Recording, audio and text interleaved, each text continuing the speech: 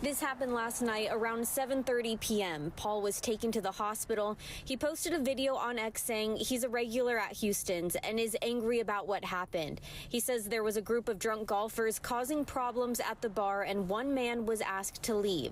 He says another man was getting in the manager's face and put his hands on him. That's when Paul went to the bar to get the man to stop harassing and assaulting staff. Bissonnette says the group of 7 men then attacked him. He was hit in the face a few times and it continued in the parking lot over to the CVS. 6 men were arrested. Scottsdale PD says 5 people were arrested for misdemeanor crimes and 1 person was arrested for a felony. The Barstool president posted a text exchange he had with Paul asking if he was okay. Paul wrote, "Yeah, took some but gave more." Here's what Paul posted on X. Just unacceptable behavior at a family restaurant just because they couldn't grab another cocktail and didn't want to hear no for an answer. And like I said, at that point, with the guy all over the manager, I just figured I'd had to go over. And yeah, so took some, gave more. Tonight on Fox 10 Investigates, we take you inside the world of large-scale drug trafficking. Federal authorities say this organization with ties to Phoenix spread fentanyl across the nation and paid for it with cash and guns. Fox 10 investigator Justin Lum has this exclusive report. The DOJ says the leaders of this drug trafficking ring are father and son with ties to the Valley. In addition to charges of narcotics, conspiracy, and money laundering, these 2 men are also being hit with the Kingpin statute, also known as the Continuing Criminal Enterprise statute. As we're learning in Arizona, ground zero for drug trafficking, families across the state are impacted.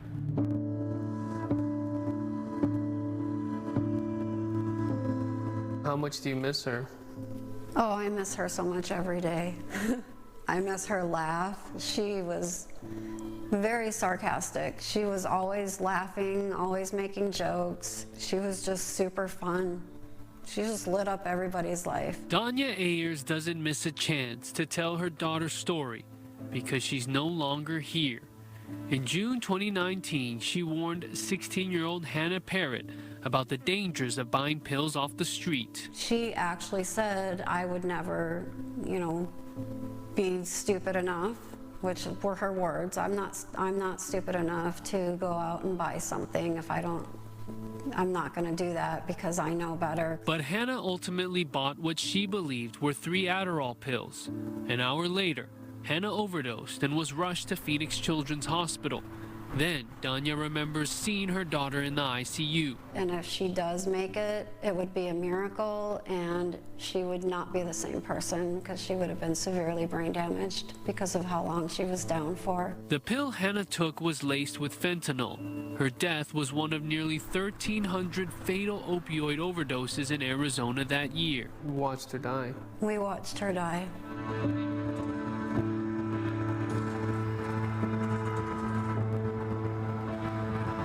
Where does our state stand amongst drug trafficking nationwide? We are ground zero for drug trafficking right here.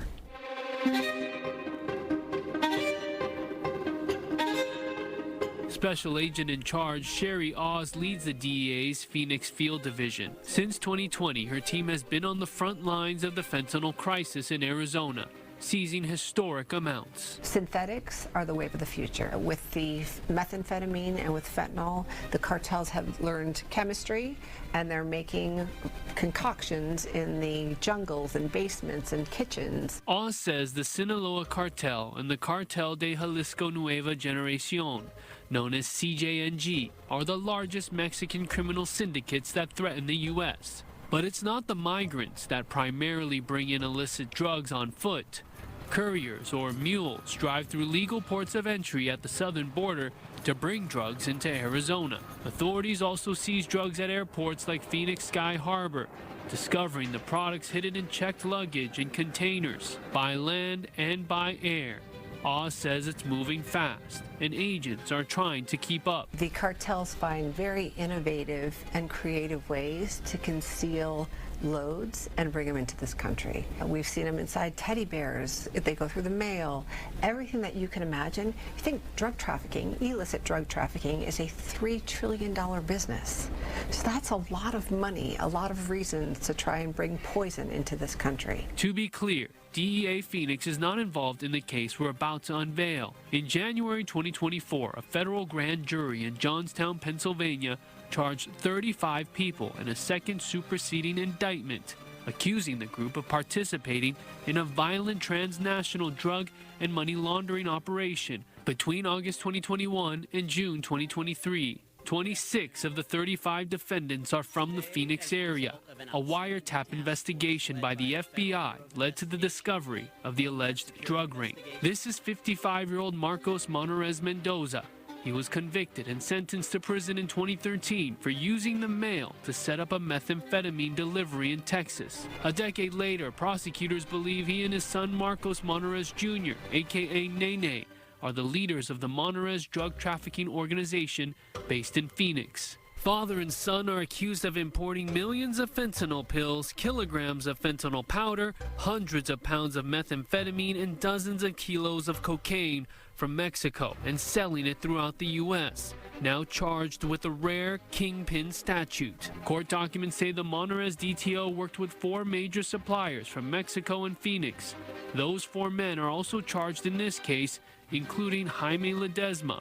Ledesma is serving time in an Arizona state prison for previous convictions of narcotics possession for sale and weapons misconduct. Investigators say Monarrez DTO paid numerous distributors and couriers to transport and deliver shipments of fentanyl, meth, and cocaine to redistributors in Phoenix, Seattle, Minneapolis, Cleveland, Wichita, Kansas, Fort Wayne, Indiana, and Western Pennsylvania. Through court records, Fox 10 identified some of the defendants accused of working for Monarrez Mendoza to distribute illicit drugs, including Cesar Monarrez, aka Pollo, Colby Barrow, aka Bando, Donald Garwood, and Valerie Sanchez, all in the Phoenix area.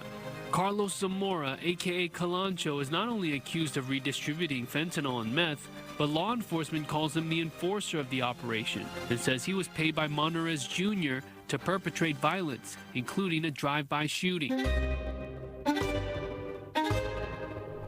The black market at the southern border is where drugs and firearms trafficking collide. In Mexico, you can only buy a weapon through the army. There are only 2 stores in the whole Mexico, and you have to have a permit in order to buy a weapon. Rafael Barcelo, Tucson's Mexican consul, says both sides of the border feel the negative effects. In the U.S. government's case against the Monarrez DTO, one of its alleged suppliers, Humberto Arredondo Soto, was paid in military-grade firearms smuggled to Mexico by couriers from the U.S. From 75 to 80% of the weapons seized in the commission of a crime in Mexico, those were weapons that were bought in the United States and were illegally trafficked into Mexico.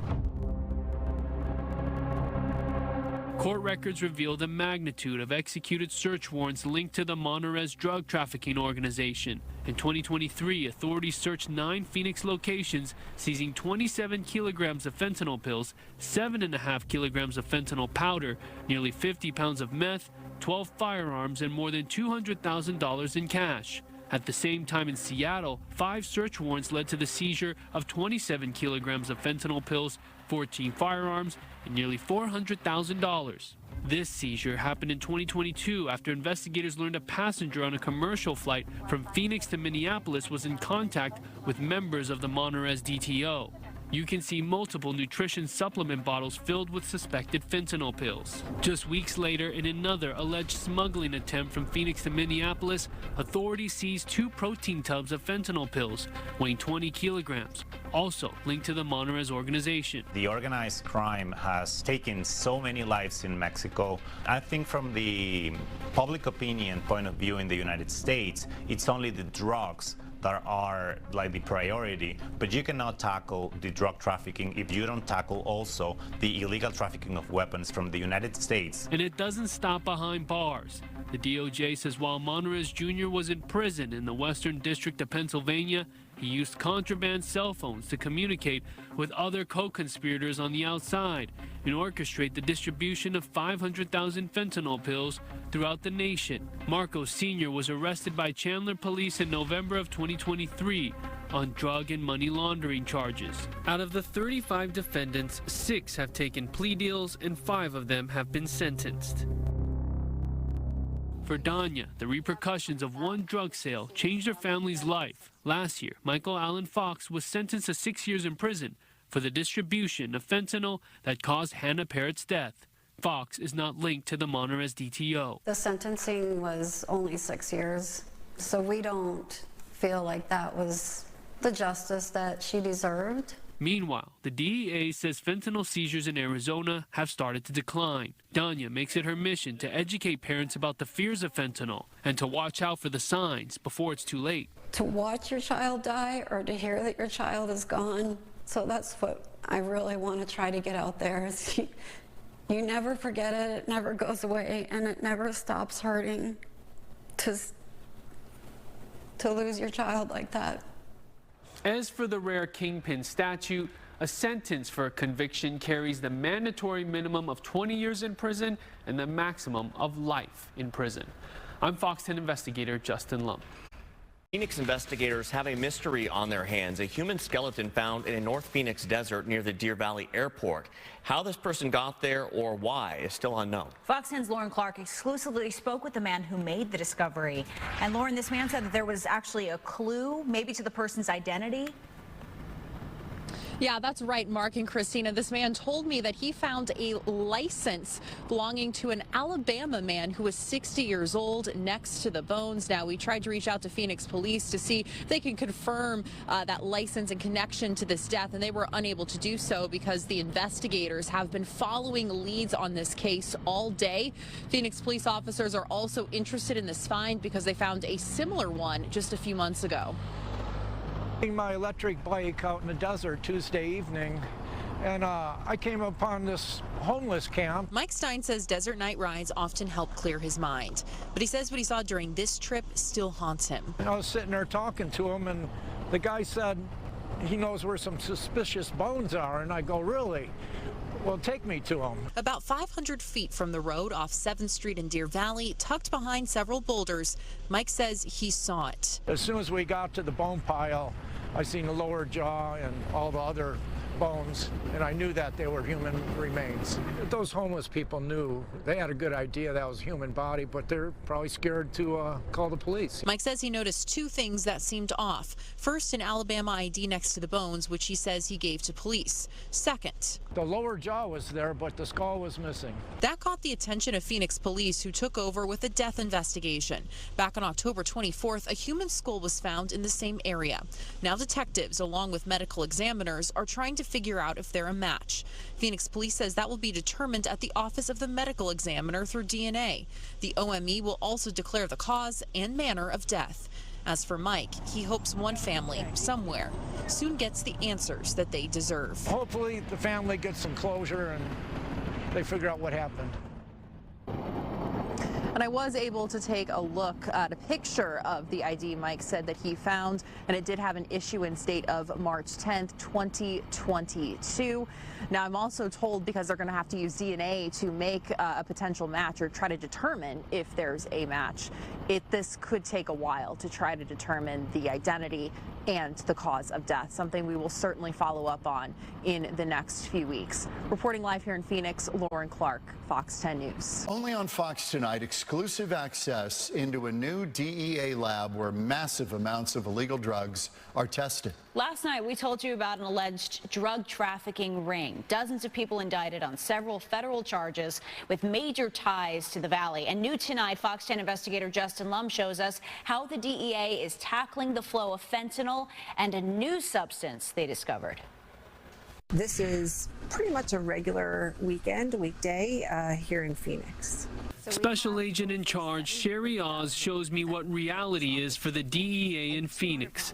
On this table alone, 700,000 fentanyl pills, and 200 pounds of meth. We know that 7 out of 10 of these pills contain a lethal dose. So if you think about that, 1,000 pills which would fit in your pocket, and I wouldn't even know that they were on you, could kill potentially 700 people. Oz says the drugs we see here are sourced from the Sinaloa cartel, seized by the DEA in just a few days. I'm here to see how this department is combating drug trafficking in Arizona. We're about to walk into the LARC, or Laboratory Analysis Response Center, a mobile lab to test the drugs seized by authorities. Before agents in Phoenix had to mail or drive evidence to the DEA's San Diego division. We are the first mobile lab here in Arizona, here in Phoenix, because it's so important for us to get the information right away. Just in June, we started seeing this BT-MPS. It's a new compound that we're seeing looking like fentanyl pills, looking like M30 blue pills. We found it here in Arizona in June, and by August, we had seized it in all over the United States. Oz tells us fentanyl seizures have declined this past year, but what is being found more and more is BT-MPS. B-Temps is an industrial chemical with no approved use in humans according to the University of Washington. The chemical is mainly used in plastic for protection against ultraviolet rays. In a recent study by UCLA, the National Institute of Standards and Technology, and other academic institutions, they discovered that in nearly 180 samples sold as fentanyl in LA and Philadelphia between June and the end of August this year, roughly a quarter of them contained B-Temps. Researchers say the presence of BT-MPS in the illicit drug supply at this speed and scale is unprecedented and concerning. We're starting to see it in fentanyl submissions over the last several months, and we're still doing some investigative work to find out exactly, is it there because it's some type of a reagent or part of the manufacturing process, or are they adding it intentionally to either increase or delay the effect in some form or fashion? We're still trying to figure that out. For the DEA, the LARC is the first of its kind here, starting as a pilot program in Arizona, and since March it's fully operational to respond to the fentanyl crisis. Deputy Assistant Administrator Scott Olton takes us inside where scientists are testing traditional M30 pills. We watch them do analysis that reveals proof these fake pills contain fentanyl and BT-MPS. Olton says whoever is producing the synthetic drugs is using bucket chemistry, following their own set of dangerous rules. These are not necessarily trained scientists. They're literally just following their recipe. 2 parts of this, 1 part of that, and mix it. Add some heat. It's that simple these days. And where there are pills, there's probably powder. In this case, a whole kilogram of it. So we're looking at a brick or mixture of what is fentanyl and BT-MPS. And you can see this symbol right here. It looks like a stag, and it could mean a few things. It could mean who made this substance, who it's meant for, or just the purity of this. That's what it may symbolize. Or simple marketing. It looks like the Milwaukee Bucks logo. So this is very common to have some sort of imprint or symbol. Yes. Almost like any product, any brand. This is their brand. James Malone is the laboratory director for the DEA Southwest Lab. For his team, the LARC is a game changer as Arizona is a gateway for drug trafficking. The amounts seem to be significant. We handle some of the largest evidence here in the southwest border. For Malone, it only makes sense to deploy this lab in Phoenix. He believes it's about meeting the moment. We wanted to be as close as we could to the problem. And part of it was to be able to analyze evidence right away, get the results to the agents, and to be able to get those results out to the public. Further studies on BT-MPS are urgently needed, researchers say. They not only want to learn why it's suddenly showing up in the fentanyl supply this past April, but also how it will affect those exposed to it. It's clear testing at the LARC will be crucial. And we're seeing turnaround times in days, not months, six months. We're seeing it in days. I'm Fox 10 investigator Justin Lum. But first, we're learning more about federal charges from an alleged pandemic scheme. A Phoenix couple, including a former TV news anchor, is arrested in Puerto Rico, accused of pocketing tens of millions of dollars illegally. Nicole Christine joins us with the details tonight. Nicole. Well, Brian, Stephanie Hockridge, a former anchor at ABC 15 here in Phoenix, and her husband, Nathan Reese, are accused of submitting false and fraudulent Paycheck Protection Program, or PPP, loans. The couple took out loans for themselves and then showed others how easy it was to get taxpayer cash. A scheme worth hundreds of millions of dollars, set against the backdrop of global pandemic relief. Criminals and criminal organizations took advantage of Americans suffering during this crisis and committed substantial fraud against these critical pandemic relief programs. Among the alleged criminals, a former Valley television anchor, Stephanie Hockridge, and her husband, Nathan Reese. During a federal hearing, numbers reaching into 10 figures are discussed. I think it was 57,000 applications in PPP were for applicants who are on the do not pay list, involving several billions of dollars. And how much fraud are we talking about just in those loans? $3.6 billion. Hockridge and Reese are accused of attempting to directly charge some applicants a 10% fee for successfully getting a loan, a violation of the Small Business Administration rules. A review of the loans showed what the couple was willing to do for the money, including Reese claiming in an application he was African American and a veteran. Other evidence showed Hockridge describing the PPP as, quote, $100 billion of free money.